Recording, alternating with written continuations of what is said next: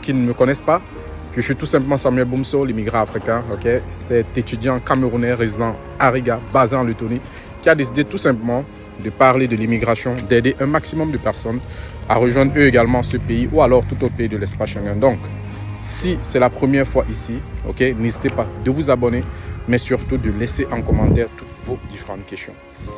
Je reviens ici une fois de plus pour parler d'un autre sujet. J'ai vu plusieurs personnes me dire: Samuel, pourquoi tu ne parles que de la Lettonie, de la Pologne? Pourquoi tu ne fais pas une étude comparative comme celle que tu as eu à faire sur le Canada et la Lettonie? Alors, j'ai dit pourquoi pas. Mais avant de dire pourquoi, je décide de faire cette vidéo. Je vais vous raconter une histoire. C'est l'histoire d'un jeune aujourd'hui que je côtoie quotidiennement. Et ce dernier, je peux dire, s'est fait arnaquer par des personnes malveillantes, disant comme quoi on lui a trouvé une admission qu'il n'a jamais vue et que c'était l'heure de payer la scolarité. Ces derniers devaient lui trouver un garant. Et quand on parle de garant, on sait que c'est l'histoire malheureuse de nos frères africains qui se trouvent du côté de la Belgique.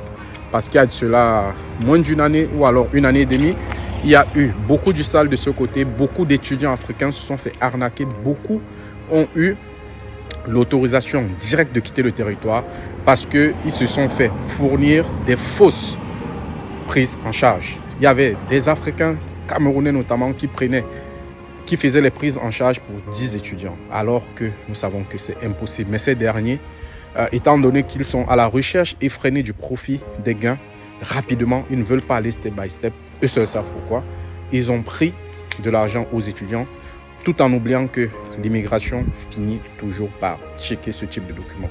Raison pour laquelle je suis revenu, j'ai d'abord causé avec lui disant que le dossier que tu engages, la petite frère, ça va te dépasser. Très vite, il a compris et il s'est arrêté en cours de route. Raison pour laquelle j'ai dit, pourquoi continuer à laisser ce fléau se développer? Pourquoi pas venir ici parler des études en Belgique? Chers jeunes, la Belgique déjà est un pays de l'Union européenne. C'est un pays de l'espace Schengen.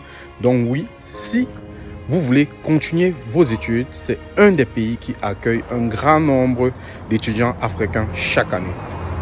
Maintenant, il faut savoir que les études en Belgique, les inscriptions sont assez sélectives. Déjà, il faut noter qu'il faut avoir une certaine moyenne pour, par exemple, faire les études de bac. C'est minimum 12-14, Il faut avoir un garant. Si tu n'as pas de garant, c'est presque impossible. Il y a certaines universités qui vont te dire pour un programme particulier, tu dois avoir un TOEFL ou tout autre diplôme de langue internationale. Si tu n'as pas, ça ne sert à rien. Ça, c'est fait. Revenons sur près de... Il y a une étude qui a montré, sur près de 10 inscriptions, on prendra uniquement 3 étudiants africains. Est-ce que tu le savais? Non. Parce que le taux d'acceptabilité est vraiment pas très bon, pour toi qui es africain. Mais c'est possible. Je me rappelle, en 2020, j'avais eu une inscription autant pour moi, un master à l'Université libre de Bruxelles. Mais j'avais payé une formation de plus de 100 € pour intégrer un groupe de formation pour savoir comment est-ce que je peux avoir une admission dans une université belge. Et dans cette formation, j'avais vu tout.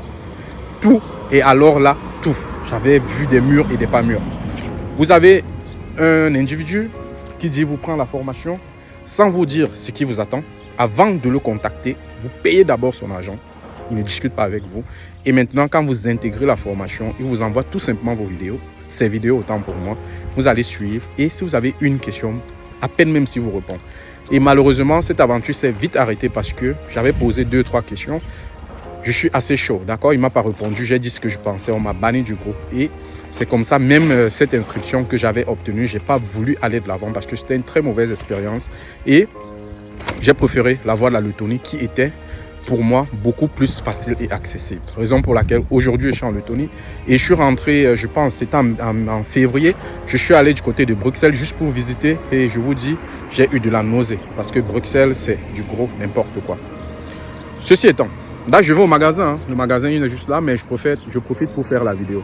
Ceci étant, après l'histoire qui s'est passée avec les prises en charge, l'immigration a dit maintenant, Pour obtenir un visa, il va falloir présenter l'annexe 32. L'annexe 32, c'est tout simplement un document, un justificatif qui montre que vous avez pu trouver un garant financier du côté de la Belgique. Et pour le compte de l'année 2023-2024, votre garant doit avoir un salaire minimum de près de 2100 euros.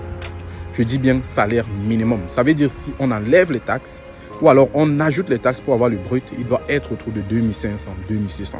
Ce n'est pas tout. Vous devez également, ou alors il doit prouver que en dehors de tel 2100, il peut vous donner 700 euros tous les mois. Donc vous prenez 2100 quelque chose plus 700 euros, ça va vous faire une somme entre 2700 à 2800 euros que ce garant doit mettre à votre disposition pour obtenir votre visa. Maintenant, oui, les études peuvent être moins chères, mais combien de personnes aujourd'hui peuvent trouver un garant, surtout en Afrique ou dans l'Union européenne ou alors au Canada, qui peut fournir ce type de montant? Peu, n'est-ce pas? Même si vous fournissez ce montant, vous allez aller du côté de l'ambassade pour faire votre demande. Il y a beaucoup d'étudiants africains aujourd'hui qui se sont vus octroyer des refus de visa tout simplement parce que l'ambassade n'a pas eu ou alors n'a pas voulu traiter leur dossier à temps. Ils ont reporté le traitement et le motif c'est que on ne peut pas vous octroyer le visa tout simplement parce que votre rentrée académique a commencé. Vous avez perdu du temps, vous avez perdu de l'argent et vous allez recommencer tout à zéro. Maintenant, est-ce qu'il est possible en Belgique de trouver un emploi? Est-ce qu'il est possible d'avoir un CDI en étant étudiant africain en Belgique? C'est très compliqué pendant la période des études. Pourquoi? Parce qu'il y a une loi d'immigration belge qui dit que quand on a des candidats, on va sur la recherche de l'emploi. Si nous avons 10 candidats, on va d'abord privilégier les Belges. Ensuite, toute personne ayant un titre de résidence. D'abord, un titre de résident, autant pour moi. D'abord, ensuite, on prend les étudiants étrangers ou toute personne étrangère. C'est comme ça, ne me demandez pas pourquoi. Donc, vous voyez que déjà, en partant de ce fait, il est presque impossible pour un étudiant étranger d'obtenir un boulot pendant ses études. Par contre, en été, c'est assez intéressant. Pourquoi? Parce que pendant la période d'été, vous avez la possibilité de travailler 3 mois à plein temps.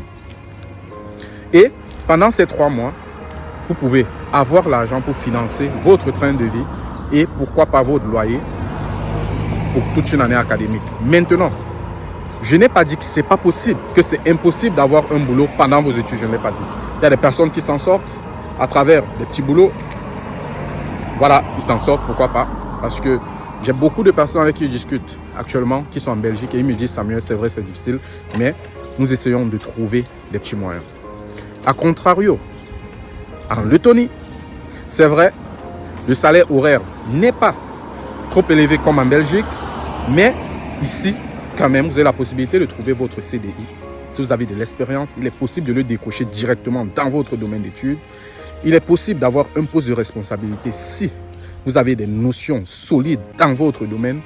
Il est possible, étant ici, d'aller également travailler à l'extérieur, dans d'autres pays, si vous avez des contacts. Pourquoi? Parce que les études, pour la plupart des temps, ici en Lettonie, se font en ligne. Donc, un des avantages de venir en Lettonie en étant étudiant, c'est que une fois que vous avez votre CDI, vous êtes déclaré aux impôts, vous avez la possibilité d'obtenir une expérience professionnelle plus rapidement. Oui, la première année, la deuxième année, vous n'êtes pas bien payé, mais quand vous êtes dans une société à partir de la 3e, 4e année, vous validez à cher sur le marché. De deux, vous n'avez pas besoin de garant ici pour venir. Vous avez tout simplement besoin de fournir tous les ans un compte bancaire de 7500 euros. Et ça, c'est quand vous êtes en Afrique. Quand vous arrivez, nous avons des moyens, nous avons des solutions pour vous mettre l'argent à disposition. Tout ce que l'immigration veut, c'est que vous ayez une somme de 7500 euros dans votre compte. Vous pouvez la mettre tout de suite, la retirer, ce n'est pas un problème. Ils ne checkent pas tout ça parce que pour l'instant, ils n'ont pas encore mis les yeux dessus. Maintenant, est-ce que en venant ici, vous avez passé tout votre séjour pendant les 9 mois, vous pouvez également aller en été, aller vous débrouiller en Belgique, gagner le même salaire que quelqu'un qui se trouve de ce côté, revenir ici, vous serez mieux nanti ok, bien financièrement. Pourquoi? Parce que ici, le SMIC est moindre par rapport à ceux de la Belgique. Donc, chers amis, je vais clôturer en disant que en Lettonie, avec l'immigré africain, il est possible aujourd'hui d'obtenir son admission dans une université lettonne, quelle que soit la ville, en moins de 6 heures de temps. Que vous ayez un niveau en anglais passable, moyen ou pas très bon, il est possible. La preuve, la dernière candidate, allait rechecker son interview, avait un niveau tellement catastrophique, mais elle a juste pris 2 semaines avec un enseignant en anglais et aujourd'hui elle se trouve à Riga et elle se porte très bien. On se dit à très bientôt pour une prochaine vidéo. C'était Samuel Boumso, l'immigré africain. Soyez wise, ok? Utilisez votre cerveau. Ne suivez pas la meute parce qu'ici on dit que la vérité. I love you all.